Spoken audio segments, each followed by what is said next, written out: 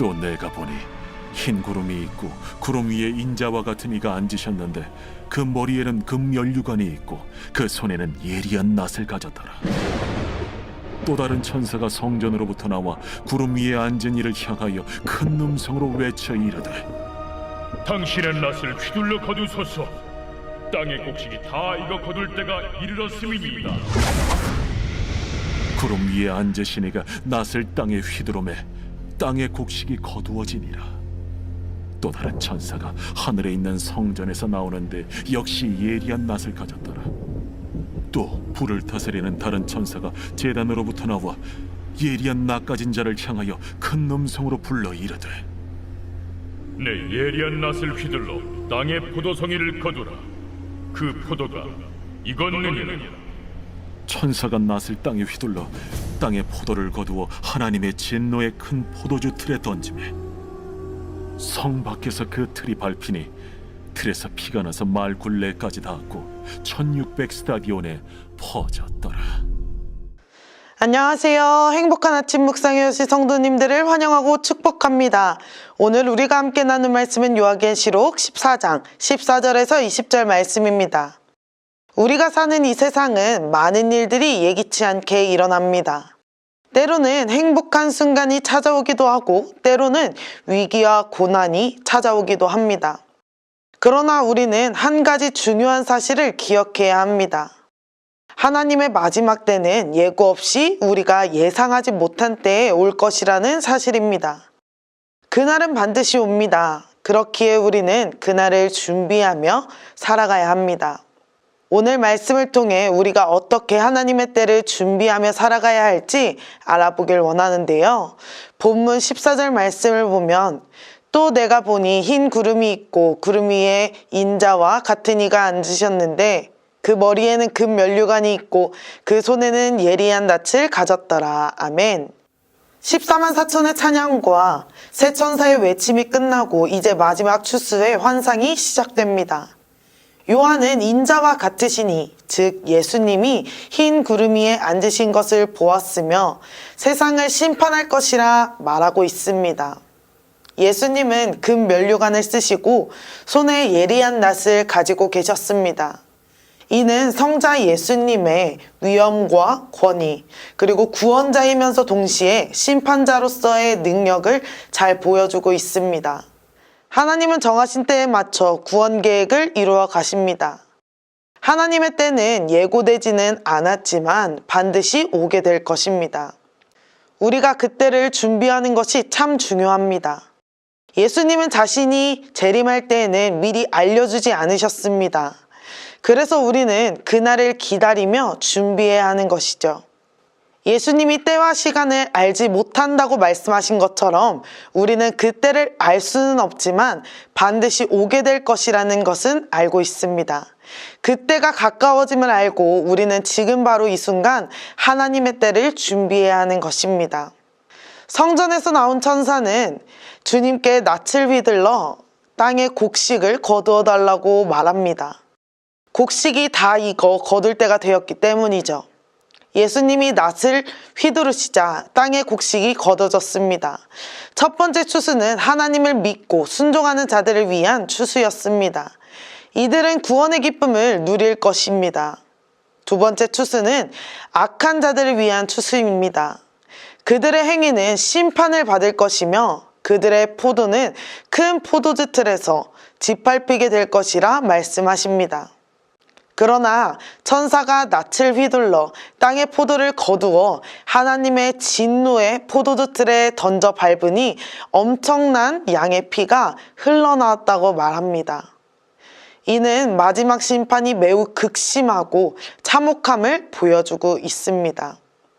하나님의 때가 다가올 때 준비된 자에게는 구원의 기쁨이 있을 것입니다. 하지만 준비되지 않은 자에게는 심판이 임할 것입니다. 그렇기 때문에 우리는 늘 깨어 있어야 합니다. 하나님의 때를 준비한 자는 그때의 구원의 축복을 누리게 되지만 준비하지 않은 자는 심판을 피할 수 없는 것이죠. 예수님을 믿고 그분의 뜻을 따라 살아가는 삶은 하나님 앞에 준비된 삶이 됩니다. 그 삶은 하나님의 때에 큰 기쁨과 축복을 누리게 될 것입니다.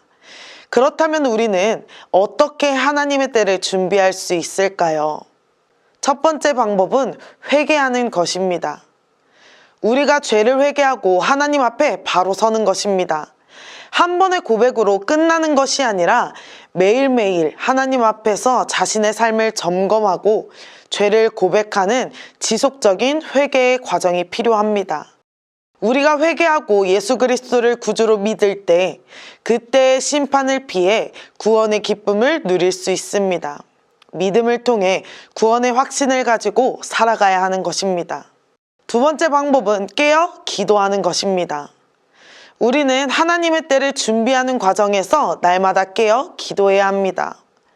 우리의 신앙은 한 번의 결단으로 끝나는 것이 아닙니다.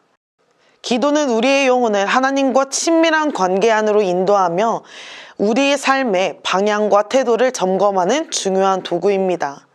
또한 우리의 영혼을 준비시키고 하나님의 뜻을 분별할 수 있게 합니다. 예수님은 그때와 그 시간을 알지 못한다고 하셨지만 우리가 기도하며 하나님의 뜻을 구하고 그 뜻을 따를 때 하나님의 때가 가까워질수록 더 준비된 모습으로 맞이할 수 있습니다. 예수님께서 다시 오실 그때까지 우리는 기도로 하나님의 뜻을 구하고 그때를 준비하는 삶을 살아야 합니다. 세 번째 방법은 복음을 전하는 삶입니다.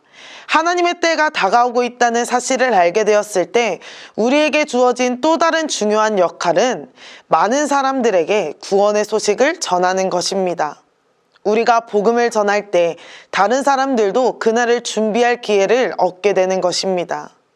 하나님께서 우리가 그때를 준비하는 동안 주신 사명은 바로 세상 사람들에게 구원의 소식을 전하는 일입니다. 그들에게 예수 그리스도의 복음을 전하고 하나님의 은혜를 소개하는 삶을 살아가야 합니다. 복음은 단지 홀로 누리는 것이 아니라 다른 사람들에게도 함께 나눠야 할 구원의 메시지입니다. 사랑하는 천안침례교회 성도 여러분, 하나님의 때는 반드시 옵니다. 오늘 말씀에서 하나님의 때는 반드시 온다고 말씀하시며 그때 준비된 자에게는 구원의 기쁨과 축복이 있지만 준비되지 않은 자에게는 심판이 임할 것이라 경고합니다. 그러므로 우리는 하나님께서 주신 기회 안에서 하나님의 때를 준비하는 삶을 살아야 합니다. 우리의 삶은 하나님의 때에 맞춰가는 과정이기 때문에 우리가 회개하고 기도하며 복음을 전하고 신실한 삶을 살아갈 때 그때가 오면 우리는 구원의 기쁨을 누릴 수 있습니다. 그러나 그때가 언제 될지 우리는 하나도 알 수 없습니다. 우리가 예상하는 시간에 오지 않을 수 있습니다. 그러나 우리가 그때를 준비하고 기다린다면 하나님께서 그때를 맞이할 준비를 한 우리에게 은혜를 더욱더 부어주실 것입니다. 하나님의 때를 준비하는 삶을 살아가겠다고 결단하며 하나님의 때가 다가올 때 그날을 두려워하지 않고 오히려 기쁨으로 맞이할 수 있는 준비된 삶을 살아가는 천안침례교회 모든 성도님들이 되시기를 소망합니다. 함께 기도하겠습니다. 전능하신 하나님 아버지, 하나님의 때를 준비하는 중요함에 대해 깨닫게 하심에 감사드립니다. 우리가 죄를 회개하고 매일 하나님 앞에 겸손히 서게 하시고 하나님의 말씀에 언제든지 순종하게 하여 주옵소서. 복음을 전하고 구원의 소식을 나누는 삶을 살게 하시고 하나님께 받은 은혜를 나누며 하나님의 때에 준비된 삶을 살아가게 하여 주옵소서. 주님의 때가 언제 오는지 알 수 없지만 그날을 준비하며 믿음의 삶을 살아가기를 소망합니다.